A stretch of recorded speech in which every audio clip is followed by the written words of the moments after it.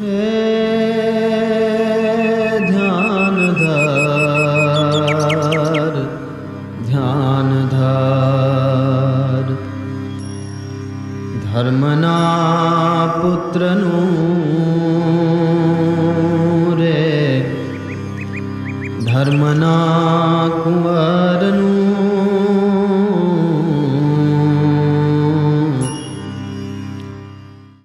મારા ઘરેથી 5 કલાકનું લોંગ ડ્રાઈવ કરીને આજે હું પહોંચી ગયો છું તિથલ. વલસાડથી ફક્ત 10 કિલોમીટરના અંતરે આવેલું તિથલ એ કોઈ પણ પ્રવાસી માટે એટલીસ્ટ એક દિવસ માટે પણ અહીં આગળ રોકાઈ અને અહીંનો આનંદ લેવા જેવી જગ્યા છે. અહીં ફર્યા પછી મને લાગ્યું કે આ તો સાઉથ ગુજરાતનું સોમનાથ છે. જેમ સોમનાથનું મંદિર દરિયા કિનારે છે એવી જ રીતે તિથલનું મંદિર પણ દરિયા કિનારા ઉપર જ બનાવેલું છે. BAPSના મંદિરો જાણીતા છે એની ક્લીનલીનેસ માટે, અને હું અહીં આગળ સવારમાં જ્યારે ફરવા માટે નીકળ્યો ત્યારે એ ક્લીનલીનેસ આંખોમાં ઉડીને વળગે એવી હતી. અહીં આગળ મને દરિયા કિનારે આવેલું આ મંદિર અને દરિયા કિનારા ઉપરથી આવતા સુસવાટા ભર્યા પવનો, આ બધું બહુ આહલાદક લાગ્યું. રાત્રે હું મોડો આવ્યો હતો, પણ અત્યારે સવારે મંદિર જોઈને મંત્રમુગ્ધ થઈ ગયો છું. તમે પણ જ્યારે અહીં આગળ આવો તો અગાઉથી રૂમ રિઝર્વ કરીને આવજો. મંદિરની ઉપર ચારેય બાજુ જે કોતરણી કરવામાં આવી છે એ ખરેખર મનમોહક છે. અહીં આગળ બહુ જ ડિટેલિંગ ઉપર ધ્યાન રાખવામાં આવેલું છે. અલગ અલગ દેવી દેવતાઓની મૂર્તિઓ મંદિરની ચારેય બાજુ દિવાલો ઉપર કોતરવામાં આવી છે. મંદિરનો ટૂંકો ઇતિહાસ કહું તો 25 વર્ષ પહેલા પ્રમુખ સ્વામી મહારાજે આ મંદિરનું નિર્માણ કરેલું, અને આ મંદિરના નિર્માણમાં લાલ પથ્થરનો ઉપયોગ થયેલો. દરિયા કિનારા ઉપર મંદિર છે, પણ 25 વર્ષનો થાક અને ક્ષાર હજુ પણ આ મંદિર ઉપર જણાતો નથી. આરતીનો અત્યારે સમય થઈ ગયેલો અને અમે નક્કી કર્યું કે અમે મંદિરે જઈ અને પહેલા દર્શન કરીએ. મંદિરના પ્રાંગણથી જ મનની અંદર એક પ્રકારની શાંતિ છવાઈ ગઈ. ખરેખર આ મંદિર બહુ જબરજસ્ત લોકેશન ઉપર બનાવેલું છે. વડોદરા રહેનારા, સુરત રહેનારા, મુંબઈ રહેનારા, આ બધા જ પ્રવાસીઓએ જો એક નાઇટ અને એક દિવસ માટે ક્યાંય જવું હોય, ખાસ કરીને વીકેન્ડમાં, તો એ તિથલ આરામથી પહોંચી શકે છે. અને અહીં આગળ આવીને જો એક દિવસ સ્પેન્ડ કરીએ તો બિલકુલ રિગ્રેટ થાય નહીં એવી આ જગ્યા છે. મંદિરના ડોમ ઉપર ચારેય બાજુ જે સફાઈથી કોતરણી થઈ છે એ જોઈને ખરેખર મનની અંદર વાહ વાહ થઈ જાય. આવા મંદિરો મેં બહુ ઓછા જોયા છે, અને અત્યારે તો મંદિરો ચારેય બાજુ બની રહ્યા છે. અયોધ્યા હોય કે અબુધાબી, અને મંદિરો ટ્રેન્ડિંગ છે. એટલે તિથલ મંદિરે હું ના આવું તો જ આશ્ચર્ય. મંદિર હજુ બંધ હતું એટલે અમે નક્કી કર્યું કે હવે અમે તિથલના દરિયા કિનારે જઈશું. દરિયા કિનારા ઉપરાંત મારા મનમાં એક બીજી વાત પણ રમે છે.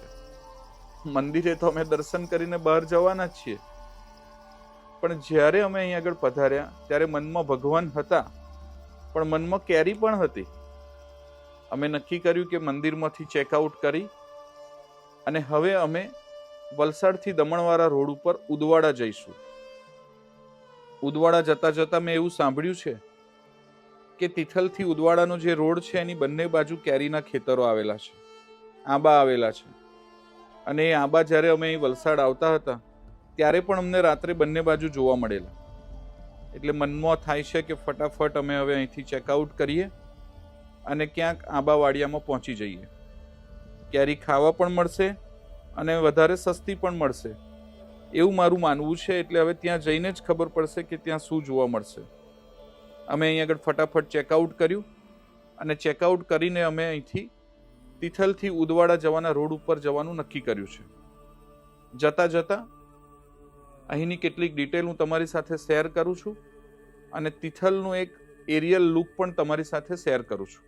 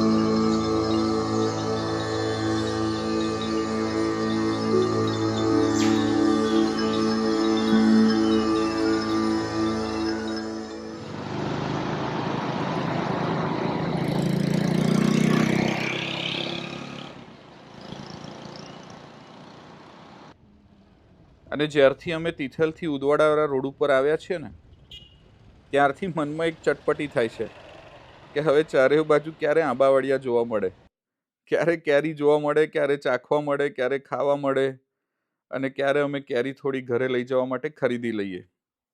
અને જોતામાં તિથલથી ફક્ત 10 મિનિટ થઈ છે અને આ 10 મિનિટની અંદર તો મને અહીં આગળ જાણે નોર્થ ગોવા અથવા સાઉથ ગોવાની અંદર ફરતા હોય ને એવી ફિલિંગ આવવા મળી.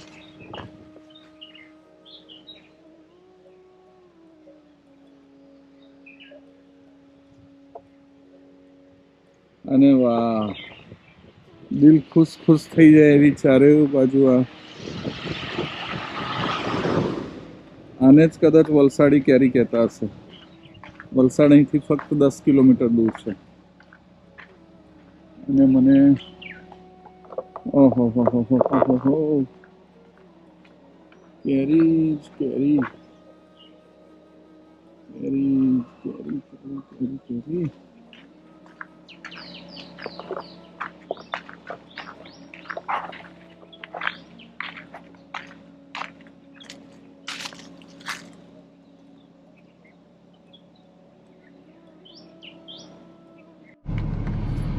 મન થઈ ગયું છે કેરીઓ ખાવાનું અને ક્યારના અમે 15 કિલોમીટરથી કેરી કેરી કેરી જોતા જોતા જોતા આવ્યા છે.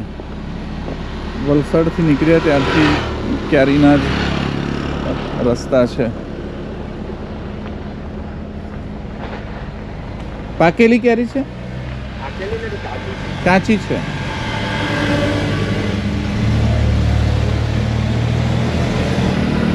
આજે વલસાડની કેરી કે છે એ જબરજસ્ત છે. ક્યારના જોતા જોતા અમે આવીએ છીએ, પહેલી વાર આટલી બધી કેરી જોઈ. જમ્બો કેસર. જમ્બો કેસર, ઓકે. એટલે આને જ પાકીને રસ બને. ગુડ. તો અમને પેક કરી આપશો? કેટલાની છે કિલો? 1500 રૂપિયાની મણ, એટલે 20 કિલો. અચ્છા અચ્છા, ઓકે, બહુ સરસ. હું જરા જોઈ લઉં બધું પહેલા. બધી એક જ છે કેરી?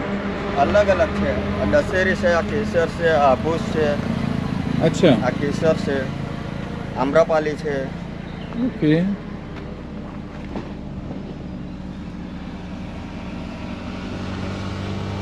બધી અલગ અલગ. રાજાપુરી છે. ઓકે. આ રાજાપુરી જે અથાણું કરે એ? હા, એમાં આ મોટી પાકટ છે. આ કાપીને ખવાય. ઓકે, પાકીને કાપીને ખવાય. રસ રસ રસ માટે બી ચાલે. ખાટો બને આમાં? રાજાપુરીનો ખાટો આવે? જરા ખાટો બને. બરાબર. આ કેસર છે. આ બધી કેસર? આ બધી કેસર. વાહ.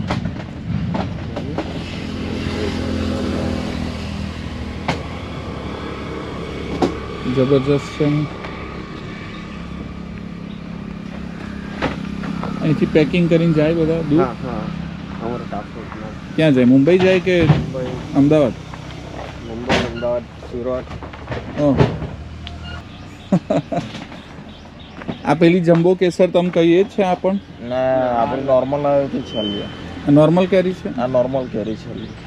આ કેસરમાં જ છે. બરાબર. પેલો ઓર્ગેનિકમાં છે. આલિયા પેલા ઉભા કરે કરેલા છે ને, લાલ મૂલી આ ટાઈપ. હા સૂકા હા, પાણી. બરાબર.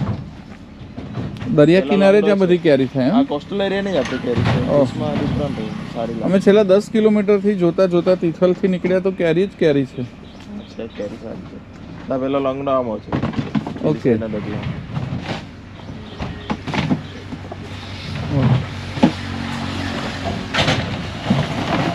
હું રહ્યો ચરોતરનો માણસ, એટલે અમે તો ખાલી તમાકુ જ જોઈ હોય આટલી બધી. કેરી તો ક્યારે આટલી બધી જોઈ જ નથી. રસ માટે છે. હા, રસ માટે સારી લાગે. આ કાપીને ખાવા માટે સારી લાગે. અચ્છા, એવું છે. મન સરખું કરી આપો, લેવી છે. આના શું કે જતા જતા કેરી તો અમે મન ભરીને, અને મન ભરીને શું કામ, કોથળો ભરીને ખરીદી છે. પણ મારી આપ સૌને એક રિક્વેસ્ટ છે કે ચેનલને સબસ્ક્રાઈબ તો કરજો જ, પણ છેલ્લી 1 મિનિટની વિડીયો ક્લિપ જોવાનું ભૂલતા નહીં.